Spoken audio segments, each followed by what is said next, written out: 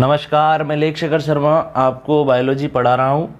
और बायोलॉजी में हम बहुत ही महत्वपूर्ण टॉपिक के बारे में पढ़ रहे हैं।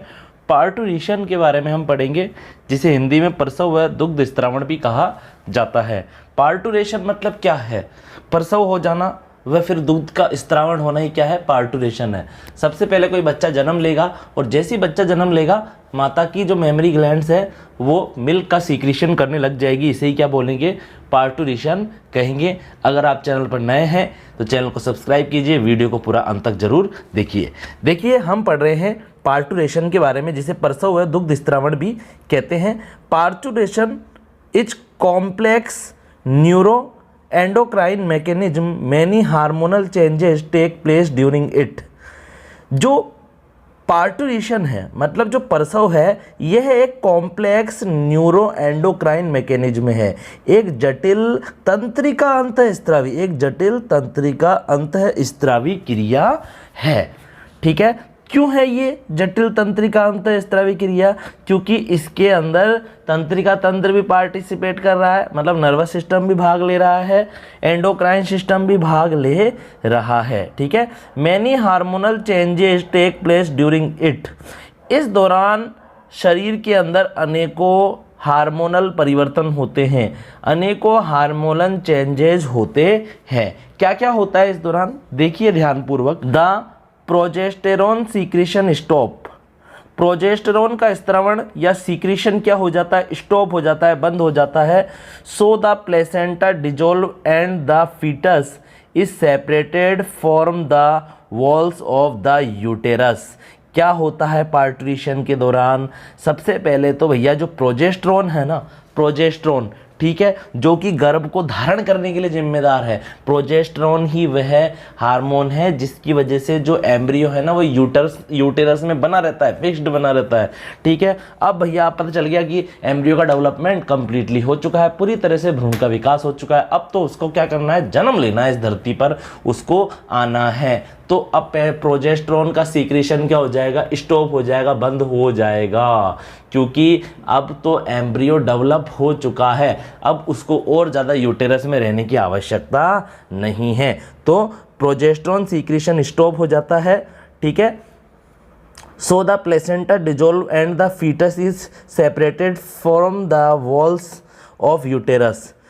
प्रोजेस्टेरोन का सीक्रेशन बंद हो जाता है, प्लेसेंटा डिजोल्व हो जाता है, अपराग घुल जाता है। ठीक है, जिसके कारण क्या हो जाता है? भ्रूण माता के जो गर्भाशय है उसकी दीवार से, जो मदर का जो यूटेरस है उसकी वॉल से क्या हो जाता है? सेपरेटेड हो जाता है, पृथक हो जाता है। ठीक है, the signals for parturition origin from the fully developed fetus and the placenta which induce mild uterine contraction called fetal ejection reflex. क्या बताया जा रहा है यहाँ पर? कि प्रसव के लिए संकेत पूर्ण विकसित। द सिग्नल ऑफ पार्टुरेशन का मतलब क्या है? कि प्रसव के लिए संकेत का जो ओरिजिन है, प्रसव के लिए या पार्टुरेशन के जो सिग्नल हैं, उन सिग्नल्स का ओरिजिन किसके द्वारा होता है? फुली डेवलप्ड फीटस के द्वारा होता है। पूरी तरह से परिपक्व या पूरी तरह से विकसित जो भ्रूण होता है वो क्या कर लेता है? प्रसव के लिए संकेत देने लग जाता है कि भैया अब मेरा प्रसव हो जाना चाहिए, मैं संकेत दे रहा हूँ, मुझे आने दो बाहर। ठीक है, and the placenta which induced mild uterine contraction called foetal injection reflex. और क्या होता है इस दौरान? क्या होता है? हल्के माइल्ड गर्भाशय संकुचन को प्रेरित करते हैं। क्या उत्पन्न हो जाते हैं? हल्के माइल्ड उत्पन्न हो जाते हैं। क्या उत्पन्न हो जाते हैं? हल्के माइल्ड उत्पन्न हो जाते हैं। ठीक है, और ये हल्के माइल्ड क्या करते हैं? ये कॉन्ट्रैक्शन करते हैं, यूटेराइन में कॉन्ट्रैक्शन करते हैं, गर्भाशय संकुचन करते हैं, जिनको गर्भ उपसेक्षण प्रतिवर्त के नाम से भी जाना जाता है, फीटल इजेक्शन रिफ्लेक्स या गर्भ उत्क्षेपण प्रतिवर्त के नाम से भी जाना जाता है। सबसे पहले क्या हुआ? प्रोजेस्टेरोन का सीक्रेशन स्टॉप हुआ। ठीक है, फिर उसके बाद में क्या हो गया? प्लेसेंटा डिजोल्व हो गया। फिर उसके बाद में क्या हो गया? जो एम्ब्रियो है वो यूटेरस की वॉल से क्या हो गया? सेपरेट हो गया। फिर उसके बाद में क्या हुआ बच्चों? जो फुली डेवलप्ड जो एम्ब्रियो है वो पार्टुरेशन के लिए सिग्नल दे रहा है।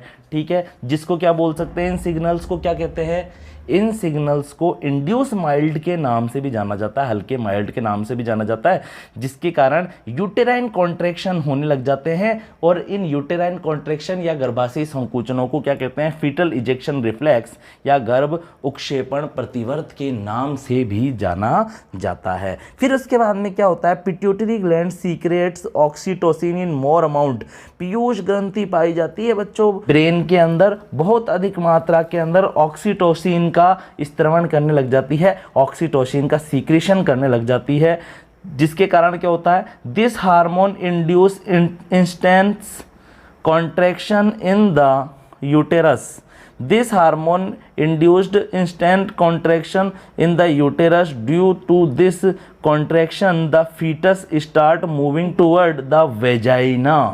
क्या होता है, पीयूष ग्रंथि अधिक मात्रा के अंदर, मोर अमाउंट के अंदर ऑक्सीटोसिन का सीक्रेशन करने लग जाती है, ठीक है। और क्या होता है, इस हार्मोन के कारण, इस ऑक्सीटोसिन हार्मोन के कारण क्या होता है बच्चों, क्या होने लग जाते हैं, गर्भाशय के अंदर संकुचनों की मात्रा, यूटेरस के अंदर कॉन्ट्रैक्शन की जो मात्रा है वो बढ़ जाती है, कॉन्ट्रैक्शन उत्पन्न होने लग जाते हैं।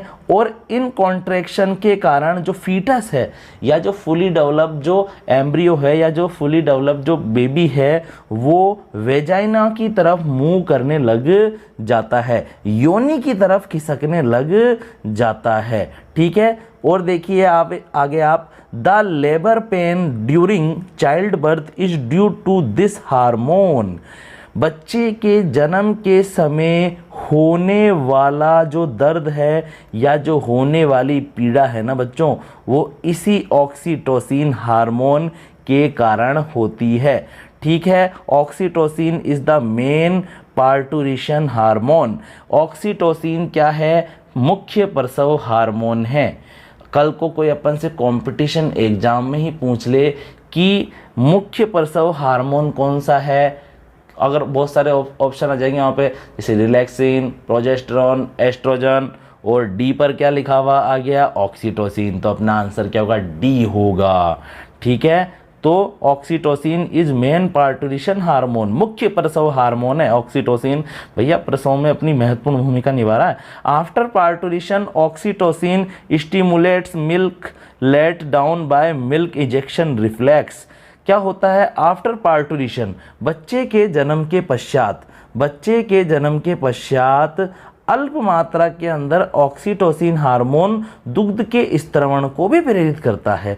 देखो आफ्टर पार्टूरिशन, जब बच्चा जन्म ले लेगा ना बच्चों, तो क्या होगा, जो ऑक्सीटोसिन है उसकी थोड़ी बहुत मात्रा मिल्क के सीक्रेशन को भी, दुग्ध के स्त्रवण को भी क्या करेगी, उत्प्रेरित करेगी, उसको मिल्क इजेक्शन रिफ्लेक्स कहते हैं, ठीक है।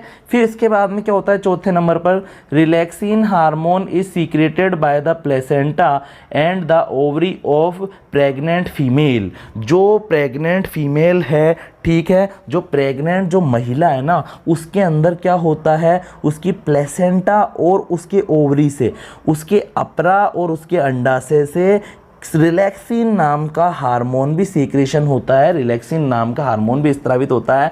और this hormone relaxes the pubic Symbiosis the joint between the pelvic girdle. क्या होता है यहाँ पर आप देखिए, जो ये पेट होता है ना, पेट के पास में होती है कमर, और कमर के नीचे आप देखोगे दो हड्डी होती है। कमर के नीचे क्या होती है, हड्डी होती है। देखिए कमर होती है ना, दाईं कमर बाईं कमर, देखिए तो नीचे दो हड्डी नहीं होती, जहाँ से हमारी क्या जुड़ी रहती है, फीमर जुड़ी रहती है। अरे हमारी फीमर हमारी रीढ़ की हड्डी से जुड़ी हुई है। हमारी जो फीमर है वो हमारी वर्टिबल कॉलम से जुड़ी हुई है, लेकिन किसके द्वारा जुड़ी हुई है, किसके द्वारा, पेल्विक गर्डल के द्वारा, पेल्विक गर्डल के द्वारा जुड़ी हुई है, श्रोणी मेखला के द्वारा जुड़ी हुई है। क्या बोलेंगे इसे, श्रोणी मेखला, श्रोणी मेखला के द्वारा जुड़ी हुई है, ठीक है। तो क्या होता है यहाँ पर, एक प्यूबिक सिम्बाइसिस होता है, प्यूबिक सिम्बाइसिस, और ये जो प्यूबिक सिम्बाइसिस जो है ना, ये कहाँ पाया जाता है, ये पेल्विक गर्डल के बीच में पाया जाता है। कहाँ पाया जाता है, देखो श्रोणी मेखलाओं के बीच में एक संधि पाई जाती है, जिसे क्या बोलते हैं, प्यूबिक सिम्बाइसिस बोलते हैं। श्रोणि मेखलाओं के बीच में क्या पाई जाती है, एक संधि बोलते हैं जिसे प्यूबिक सिम्बाइसिस कहते हैं। तो जो हार्मोन रिलैक्सिन होता है ना, जो कि प्लेसेंटा और ओवरी से सीक्रेशन हो रहा है, वो प्लेसेंटा वो रिलैक्सिन हार्मोन प्यूबिक सिम्बाइसिस को क्या कर देता है बच्चों, उसको क्या कर देता है, ढीला कर देता है। क्या कर देता है, उसको लूज कर देता है। ठीक है। So more space is available to the fetus to move out. तो बच्चे को शरीर से बाहर निकलने के लिए अधिक स्थान मिल जाता है। क्या बताया गया है यहाँ पर, देखिए, ओवरी और प्लेसेंटा द्वारा रिलैक्सिन हार्मोन का सीक्रेशन होता है। ठीक है। एक प्यूबिक सिम्बाइसिस नाम की एक संधि होती है, एक जॉइंट होती है जो कि पेल्विक गर्डल के बीच में पाई जाती है। ठीक है। प्यूबिक सिम्बाइसिस को क्या कर देता है, रिलैक्सिन हार्मोन लूज कर देता है, जिसके कारण बच्चे को शरीर से बाहर निकलने के लिए अधिक स्थान मिल जाता है। अरे आप देखिए, मैं आपको समझाता हूँ, देखिए आप ध्यानपूर्वक देखिए।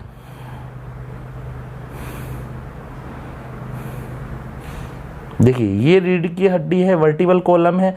अब यहाँ पर ये फीमर नहीं जुड़ी रहती, फीमर यहाँ पे जुड़ी रहती है, फीमर जुड़ी रहती है। ठीक है। तो ये क्या है, यही तो क्या है, पेल्विक गर्डल है। यही तो क्या है, पेल्विक गर्डल है। यही तो पेल्विक गर्डल है, श्रोणि मेखला है। और यहाँ पर एक छिद्र पाया जा रहा है, यहाँ पर क्या पाया जा रहा है, एक छिद्र पाया जा रहा है। और इसी छिद्र में से तो बच्चा क्या आता है, बाहर आता है। ठीक है। तो इस होल को, इस पेल्विक गर्डल को लूज कौन सा हार्मोन कर रहा है, रिलैक्सिन हार्मोन कर रहा है। कौन सा हार्मोन कर रहा है, रिलैक्सिन हार्मोन कर रहा है। ठीक है। तो मुझे उम्मीद है जो आज मैंने आपको पढ़ाया है वो आज आपको समझ में आ गया होगा।